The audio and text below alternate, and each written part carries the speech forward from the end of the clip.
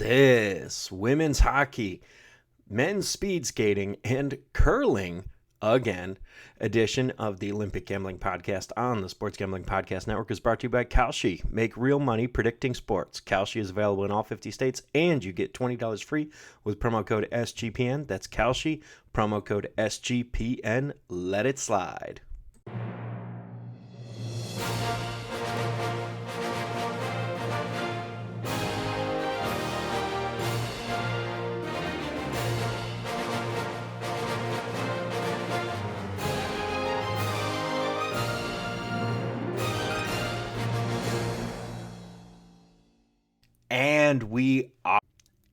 We're back with another edition of the Olympic Gambling Podcast here on the Sports Gambling Podcast Network. I am your host, Adam Pelletier. We are in our fourth to last episode, only 4 more to go. Plenty of chances here to make some money and take some cash off of corporate gambling. We've had some good sweats. We've had some bad sweats. We've had some close calls, and we've had some not so close calls, but all along the way, it's been great. We've had some good analysis, some good picks, and I hope everybody's enjoyed. So we're going to rock and roll here, kick this right off. We're going to touch on women's hockey because we do have the medal games going on. Starting off in the women's bronze medal game, we have Switzerland taking on Sweden. Switzerland was bloodied in Group A. Group A, basically in the women's game, Group A is like the teams that have a chance at a medal, and Group B is kind of everybody else. Sweden didn't qualify for Group A, even though they've been one of the more successful teams historically. Switzerland is a team on the rise, so they were in Group A. While there, they played some tough games. They had to play both America and Canada in the opening round, which is a tough draw to have those as 2-year games, and they lost a bunch of games, but being in Group A, you automatically qualify for the playoffs. In the playoffs, they beat Finland, and then they took Canada to the wire, just losing to Canada 2-1. They have a hot goaltender. Hot goaltender wins a lot of things in hockey. Sweden, on the other hand, played a very soft schedule. They did score the second most goals in the tournament, but they did not belong in Group B, really. They, like Group A, it'd be nice if it was 6 teams almost. So Sweden just beat up on like France, Italy, and a bunch of other teams that just put together women's hockey teams for the Olympics, and that's about it. So they got absolutely run over by America 5-0 in the semis, whereas Switzerland in the semis really stood up and stood tall, losing only by a goal. Additionally, Sweden is a program in turmoil. Funding's been cut for that women's team, and it's been a big story point that the women aren't happy. They're not playing at their best, and some stars just outright sat out. So give me Switzerland money line here for plus 160. You can get that 30 for 31 cents over on Kalshi as well. Heading to the gold medal game, this is USA's to lose. They've been on an absolutely historic run. They've given up 1 goal this entire tournament in the first round of Czechia. They look unbeatable.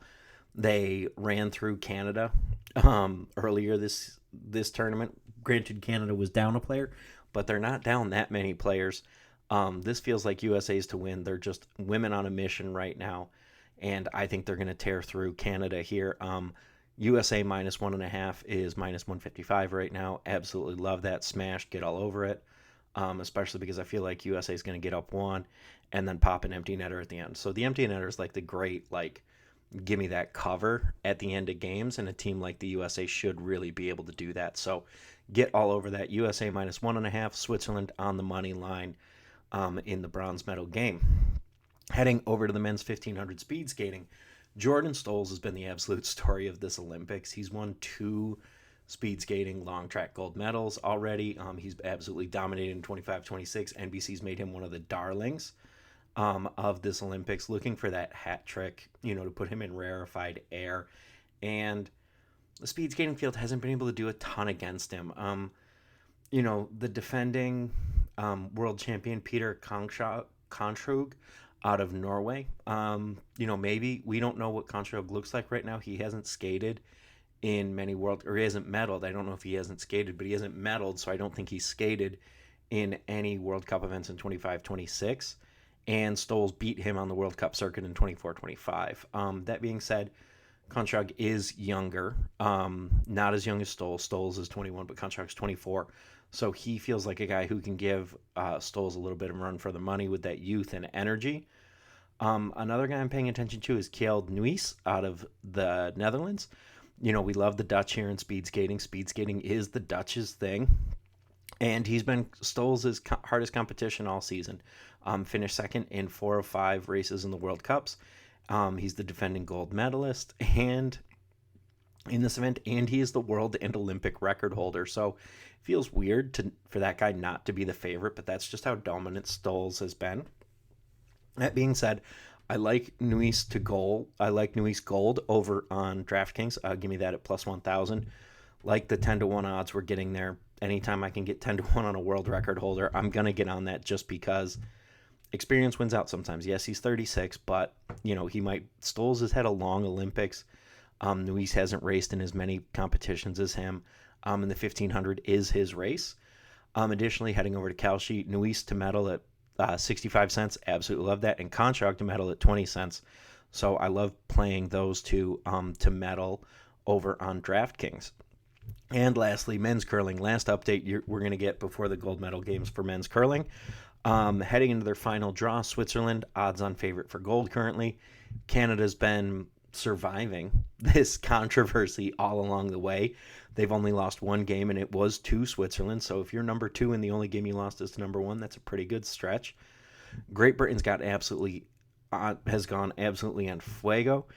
Bruce Mowat's playing out of his mind. He's motivated, he's driven, and he's curling really well right now.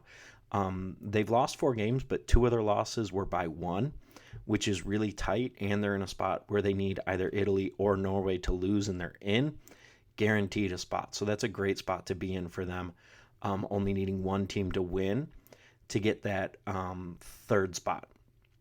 Meanwhile, on the USA, one of our other medal bests needs a lot of help. They need Italy and Norway to lose, which is very possible because Italy and Norway are playing Canada and Switzerland. The top 2 teams are playing 2 teams that haven't looked good. They've been struggling as of late. So additionally, they need some additional help from Germany. If Germany wins, that puts it into a 3-way tie, and the U.S. is in on the strength of common opponents. However, if Germany loses to China, who is why the U.S. is in this spot anyways, because of their game they lost to China, they do have a draw side edge on Italy and Norway as well. So they could stay in there. So lots of scoreboard watching happening for USA in a couple hours here in the early draw. Semifinals are Thursday afternoon, bronze medal on Friday, and gold medal on Saturday, 1 p.m. Eastern. Futures bets, absolutely love this. Kalshi, Great Britain for gold, 17 cents. Bruce Mowat's hot. You're not going to get a better price. Go in heavy on this because Mowat's going to get hot, and we're going to be cashing this in a big way. Switzerland gold, we're also going to keep a look at that. Be prepared to sell any of these if they get really high. If the number 1 seed who's undefeated is running at plus odds, absolutely love it. And USA to medal at 21 cents. I think USA gets in. I think Germany's going to beat China. Germany's been playing very well. And, Germany's path to getting in is, I don't think Germany can get in, but maybe there's a chance they need to win if there's any chance of that. And Italy and Norway feel like predetermined losses. I don't think you're going to see Switzerland or Canada throw a game. So I like the USA to medal still.